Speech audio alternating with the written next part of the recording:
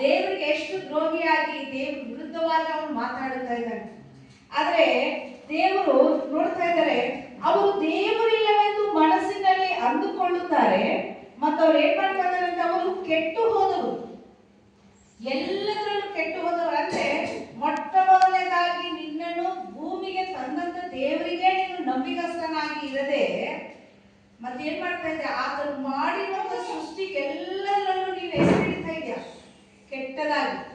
ಏನು ಭೂಮಿ, ಏನು ಆಕಾಶ, ಏನು ಮನುಷ್ಯರು, ದೇವರು ಏನ್ ಮಾಡಿದ್ದಾನೆ, ಏನ್ ಕೊಟ್ಟಿದ್ದಾನೆ, ಏನ್ ತಿಂದಿದೀವಿ, ಏನ್ ಕೊಡ್ಕೊಂಡಿದೀವಿ, ಏನ್ ಪಡ್ಕೊಂಡಿದ್ವಿ ಎಂಬುದಾಗಿ ಮಾತಾಡಿದ್ರೆ ಎಲ್ಲವೂ ಅವನ ಮನಸ್ಸಿನಲ್ಲಿ ಇರುವುದೆಲ್ಲವೂ ಕೆಟ್ಟದೆ. ಅವನ ಮನಸ್ಸಿನಲ್ಲಿ ಇರುವ ಎಲ್ಲ ಕೆಟ್ಟದನ್ನ ಹೊರಗಡೆ ಅವನು ಏನ್ ಮಾಡ್ತಾ ಇದ್ದಾನೆ, ಹೊರಗಡೆ ಹಾಕ್ತಾ ಇದ್ದಾನೆ. ಅವನು ಹೇಯ ಕೃತ್ಯಗಳನ್ನು ನಡೆಸುತ್ತಾರೆ, ಅವರಲ್ಲಿ ಒಳ್ಳೆಯದನ್ನು ಮಾಡುವವರೇ ಇಲ್ಲ.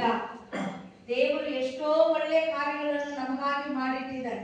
ನಾವು ಸುಖವಾಗಿರಬೇಕು, ಆತನನ್ನು ಸ್ತುತಿಸಬೇಕು ಎಂಬುದಾಗಿ ದೇವರು ನಮ್ಮನ್ನು ಪ್ರತಿ ಒಂದು ಮನುಷ್ಯರನ್ನು ಆತನು ಆರಿಸಿಕೊಂಡಿದ್ದಾನೆ. ಆದ್ರೆ ಆ ಮನುಷ್ಯರು ಕೆಟ್ಟ ಹೋಗಿರುವಂತ ಮನುಷ್ಯರು ಹೇಗಿರ್ತಾರೆ, ದೇವರಿಗೆ ಎಂಬುದಾಗಿ ಹೇಳಿ ಪದೇ ಪದೇ ಪದೇ ಪದೇ ನಿಂದಿಸುತ್ತಾ ಅವಮಾನ ಪಡಿಸುತ್ತಾ ಇದ್ದಾರೆ. ಯಾರನ್ನು? ಭೂಮಿ ಆಕಾಶಗಳನ್ನು ಉಂಟು ಮಾಡಿರುವಂತ ಸರ್ವಶಕ್ತನಾದ ಯೆಹೋವ ದೇವರನ್ನು. ಆದ್ರೆ ನೋಡ್ರಿ, ದೇವರು ಇನ್ನೊಂದು ವಾಕ್ಯ ಹೇಳುತ್ತಾರೆ, ಮನುಷ್ಯರಲ್ಲಿ ತನ್ನ ಸಾನ್ನಿಧ್ಯವನ್ನು ಅಪೇಕ್ಷಿಸುವ ಬುದ್ಧಿವಂತರು ಇದ್ದಾರೋ ಎಂದು ದೇವರು ಆಕಾಶದಿಂದ ಮನುಷ್ಯರನ್ನು ನೋಡಲಾಗಿ ಒಳ್ಳೆಯದನ್ನು ನಡೆಸುವವರು ಒಬ್ಬರಾದರೂ ಇಲ್ಲ, ಅವರೆಲ್ಲರೂ ದ್ರೋಹಿಗಳಾಗಿ ಕೆಟ್ಟು ಹೋಗುತ್ತಾರೆ. ಯಾಕೆ ಈ ಮಾತು ಹೇಳ್ತಾ ಇದ್ದಾರೆ ಅಂತಂದ್ರೆ, ದೇವರಿಗೆ ಮೊದಲನೇದು ಏನು ಇಷ್ಟ ಅಂದ್ರೆ ಆತನನ್ನು ಪ್ರೀತಿಸುವವರು ದೇವರಿಗೆ ಇಷ್ಟ.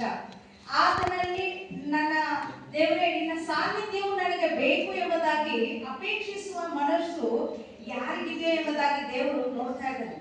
ಇವತ್ತು ನಾವೆಲ್ಲರೂ ಕೂಡ ಇಲ್ಲಿ ಬಂದಿದ್ದೇವೆ, ಯಾವುದೋ ಒಂದು ಕಾರಣಕ್ಕೆ ನಾವು ಪ್ರಾರ್ಥನೆ ಬಂದ್ರೆ ದೇವರು ಬಿಡುಗಡೆ ಕೊಡ್ತಾರೆ, ನಾವು ಪ್ರಾರ್ಥನೆ ಬಂದ್ರೆ ದೇವರು ನಮಗೆ ಸ್ವಸ್ಥತೆ ಕೊಡ್ತಾರೆ, ನಾವು ಪ್ರಾರ್ಥನೆ ಬಂದ್ರೆ ಏನಾದ್ರೂ ಮಾಡ್ತಾರೆ ಅಂತ ಬರ್ತಾ ಇರೋ ಹೊರತು ದೇವರು ಮೊಟ್ಟ ಮೊದಲನೇದಾಗಿ ನಾನು ನಿನ್ನನ್ನು ಪ್ರೀತಿಸಬೇಕು, ನಿನ್ನ ಸಾನ್ನಿಧ್ಯವು ನನ್ನಲ್ಲಿ ಬೇಕು ಎಂಬುದಾಗಿ ನಾವು ಬಂದೇವೆ. ಆದ್ರೆ ನಾವು ಸಾನ್ನಿಧ್ಯ ದೇವರು ಹೇಳ್ತಾನೆ, ಭೂಮಿ ಮೇಲೆ ಒಬ್ಬರಾದ್ರೂ ನನ್ನ ಸಾನ್ನಿಧ್ಯವನ್ನು ಅಪೇಕ್ಷಿಸುವವರಿದ್ದಾರೋ ಎಂದಾಗಿ ಆಕಾಶದಿಂದ ಕೆಳಗಡೆ ನೋಡ್ತಾ ಇದ್ದಾರೆ. ನಾವು ಏನ್ ತಪ್ಪು ಮಾಡ್ತಾ ಇದ್ದೀವಿ ದೇವರ ವಾಕ್ಯದ ಮುಖಾಂತರ ಹೇಳ್ತೇವೆ. ಯಾವತ್ತು ನಾವು ದೇವರ ವಿರುದ್ಧವಾಗಿ ಮಾತಾಡಬಾರದು, ದೇವರ ವಿರುದ್ಧವಾಗಿ ಯೋಚನೆ ಮಾಡಬಾರದು, ದೇವರ ವಿರುದ್ಧವಾಗಿ ನಡೆಯಬಾರದು, ದೇವರ ವಿರುದ್ಧವಾದಂತ ಕಾರ್ಯಗಳಲ್ಲಿ ನಾವು ಭಾಗವಹಿಸಬಾರದು. ಎರಡನೇದಾಗಿ ದೇವರ ಕಡೆಯಿಂದ ಏನೋ ಸಿಗುತ್ತದೋ ಎಂಬುದಾಗಿ ಹುಡುಕುವುದಕ್ಕಿಂತ ಮೊಟ್ಟ ಮೊದಲನೇದಾಗಿ ದೇವರೇ ನಿನ್ನ ಸಾನ್ನಿಧ್ಯವನ್ನು ನಾನು ಅಪೇಕ್ಷಿಸುವಂತ ಮನುಷ್ಯರಾಗಿರುವುದಕ್ಕೆ ನನಗೆ ಸಹಾಯ ಮಾಡಪ್ಪ, ನಿನ್ನನ್ನು ಪ್ರೀತಿಸುವಂತ ಮನಸ್ಸನ್ನು ನನಗೆ ದಯಪಾಲಿಸುವುದಾಗಿ ಈ ಮಾತುಗಳನ್ನು ನೀವು ಕೇಳುವುದಾದ್ರೆ ಆತನೇ ನಿಮ್ಮಲ್ಲಿ ವಾಸ ಮಾಡಿದ್ರೆ ನಿಮಗೆ ಒಂದು ಕೊರತೆ ಯಾವುದೂ ಇರುವುದಿಲ್ಲ, ಯಾವುದೂ ಇರುವುದಿಲ್ಲ. ಆಮೇಲೆ ಹಲ್ಲೆಲೂಯಾ. ನಾವು ಹೇಳ್ತಾ ಇದೆ, ದುಷ್ಟತ್ವವನ್ನು ನಡೆಸುವವರು ತಿಳಿಯುವುದಿಲ್ಲವೋ, ಅವರು ನನ್ನ ಜನರನ್ನು ಆಹಾರವನ್ನು ಎಂಬಂತೆ ನುಂಗಿ ಬಿಡುತ್ತಾರೆ.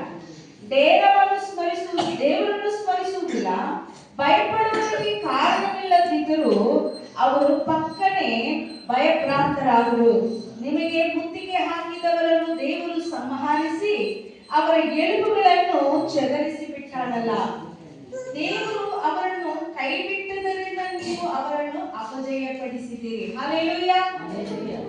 ಇವತ್ತು ನಾವು ಪ್ರಾರ್ಥನೆ ಮಾಡ್ತಾ ಇರ್ತೇವೆ, ನಾನಾಗ್ಲಿ, ಪಾಸ್ಟರ್ಗಳಾಗ್ಲಿ, ಬನವಾಸನಾಗ್ಲಿ, ಎಷ್ಟೋ ಜನಕ್ಕೆ ಮಾಟ ಮಂತ್ರದಿಂದ ಆಗಲಿ ಅಥವಾ ದೆವ್ವ ಪೀಡಿತದಿಂದ ಬಂಧಿಸಲ್ಪಟ್ಟವರಾಗಲಿ ಎಷ್ಟೋ ಜನಕ್ಕೆ ನಾವು ಪ್ರಾರ್ಥನೆ ಮಾಡ್ತೇವೆ.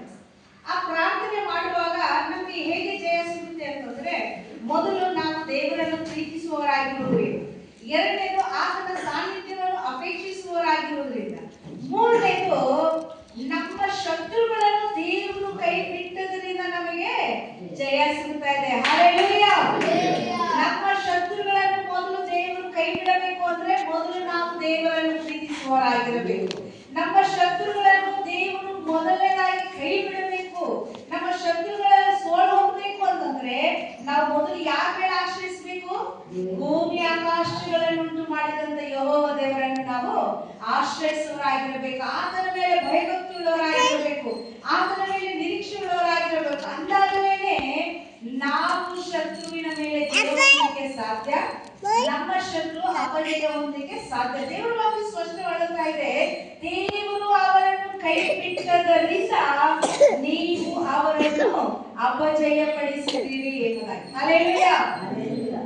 ನಮ್ಮ ಲೈಫ್ ನಲ್ಲಿ, ನಮ್ಮ ಕುಟುಂಬಗಳಲ್ಲಿ, ನಮ್ಮ ಮನೆಗಳಲ್ಲಿ, ನಮ್ಮ ಕೆಲಸಗಳಲ್ಲಿ ಯಾಕೆ ಜಯ ಬರ್ತಾ ಇಲ್ಲ ಅಂತಂದ್ರೆ ನಮ್ಮ ಶತ್ರುಗಳನ್ನು ಓಡಿಸ್ಲಿಕ್ಕೆ ನಮ್ಮ ಕಡೆ ಬಲ ಆಗ್ತಾ ಇಲ್ಲ. ಅವ್ನು ಒಂದ್ ಕಡೆ ಏ ಅಂತಂದಾಗ ಅವನಕ್ಕಿಂತ 10 ಪಟ್ಟು ಏ ಅನ್ನಬೇಕು. ಹೌದಾ? ಅವನ ಶಬ್ದಕ್ಕಿಂತ 10 ಪಟ್ಟು ಶಬ್ದವು ನಮ್ದು ಹೆಚ್ಚಾಗಿರಬೇಕು. ಅದೇ ರೀತಿಯಾಗಿ ಅವನು ಅವನ ದೇವತೆಗಳ ಮೇಲೆ, ಅವನ ದೇವರ ಮೇಲೆ ಅವನು ಅಷ್ಟು ಭರವಸೆ ಇಟ್ಟಿರುವಾಗ, ನಮ್ಮ ದೇವರು ಭೂಮಿ ಆಕಾಶಗಳನ್ನು ಉಂಟು ಮಾಡಿದಂತ ಸರ್ವಶಕ್ತನಾದ ದೇವರ ಮೇಲೆ ನಾವು ಎಷ್ಟು ಭರವಸೆ ಉಳ್ಳವರಾಗಿರಬೇಕು.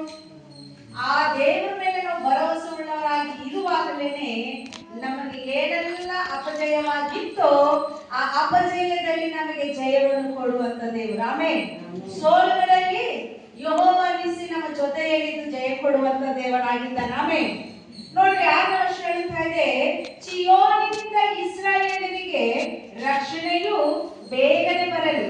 ದೇವರು ದುರವಸ್ಥೆಯಿಂದ ತಪ್ಪಿಸಿದಾಗ ಆತನ ಪ್ರಜೆಗಳಾಗಿರುವ ಯಾಕೋಬ ವಂಶದವರು ಉಲ್ಲಾಸಗೊಳ್ಳುವರು, ಇಸ್ರಾಯೇಲ್ಯರು ಹರ್ಷಿಸುವರು ಎಂಬುದಾಗಿ. ನೋಡ್ರಿ, ದೇವರು ಹೇಳ್ತಾ ಇದ್ದಾನೆ, ಇಸ್ರಾಯೇಲ್ಯರು ಆ ರಕ್ಷಣೆಯನ್ನು ಹೊಂದಬೇಕು ಅಂತಂದ್ರೆ ನಾವೆಲ್ಲರೂ ನಾವು ಹಿಂಬಾಲಿಸುವಂತವರಾಗಿರಬೇಕು. ಯಾಕಂದ್ರೆ ಇನ್ನೊಂದು ವಾಕ್ಯ ನೋಡ್ರಿ, ರೋಮಾಪುರದ ಬರೆದ ಪತ್ರಿಕೆ 3ನೇ ಅಧ್ಯಾಯದಲ್ಲಿ 12ನೇ ವರ್ಷ ಈ ರೀತಿಯಾಗಿ ಹೇಳುತ್ತದೆ, ಎಲ್ಲರೂ ದಾರಿ ತಪ್ಪಿ ನಡೆಯುತ್ತಾರೆ, ಎಲ್ಲರೂ ಕೆಲಸಕ್ಕೆ ಬಾರದವರು, ಒಳ್ಳೆಯದನ್ನು ಮಾಡುವವನು ಇಲ್ಲ, ಒಬ್ಬನಾದರೂ ಇಲ್ಲ. ಈ ಇಸ್ರಾಯೇಲಿನ ದೇವರು ಚಿಯೋನಿನಿಂದ ಇಸ್ರಾಯೇಲರಿಗೆ ರಕ್ಷಣೆ ಬೇಗನೆ ಬರಬೇಕೆಂಬುದಾಗಿ ದೇವರು ನಮಗೆ ಆಜ್ಞಾಪಿಸುತ್ತಾ ಇದ್ದಾನೆ, ಪ್ರೀತಿಸುತ್ತಾ ಇದ್ದಾನೆ, ತಿಳಿಸುತ್ತಾ ಇದ್ದಾನೆ. ಆದ್ರೆ ನಾವೇನ್ ಮಾಡ್ತಾ ಇದ್ದೇವೆ?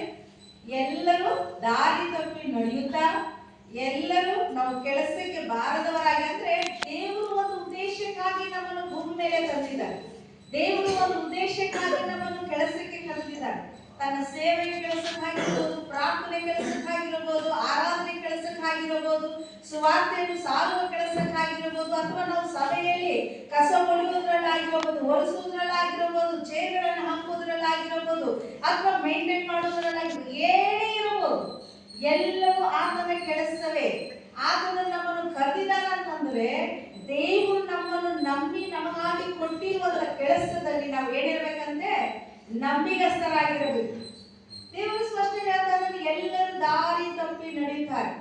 ಆದುದರಿಂದನೇ ಪರಿಪೂರ್ಣವಾದಂತ ಜಯವನ್ನು ನಮ್ಮಿಂದ ಹೊಂದಲಿಕ್ಕೆ ಆಗ್ತಾ ಇಲ್ಲ, ಪರಿಪೂರ್ಣವಾದಂತ ಬಿಡುಗಡೆಯನ್ನು ಹೊಂದಲಿಕ್ಕೆ ಆಗ್ತಾ ಇಲ್ಲ, ಪರಿಪೂರ್ಣವಾದಂತ ಸಂರಕ್ಷಣೆಯನ್ನು ಹೊಂದ್ಕೊಳ್ಳಿಕ್ಕೆ ಆಗ್ತಾ ಇಲ್ಲ, ಪರಿಪೂರ್ಣವಾದಂತ ಆರೋಗ್ಯವನ್ನು ಹೊಂದ್ಕೊಳ್ಳಿಕ್ಕೆ ಆಗ್ತಾ ಇಲ್ಲ, ಪರಿಪೂರ್ಣವಾದಂತ ಅಭಿವೃದ್ಧಿಯನ್ನು ಹೊಂದ್ಕೊಳ್ಳಿಕ್ಕೆ ಆಗ್ತಾ ಇಲ್ಲ. ಎಷ್ಟೋ ಜನರು ಬೇಗ ಬೇಗನೆ ಬೆಳೀತಾ ಇದ್ದಾರೆ. ಕಾರಣ ಏನ್ ಗೊತ್ತಾ?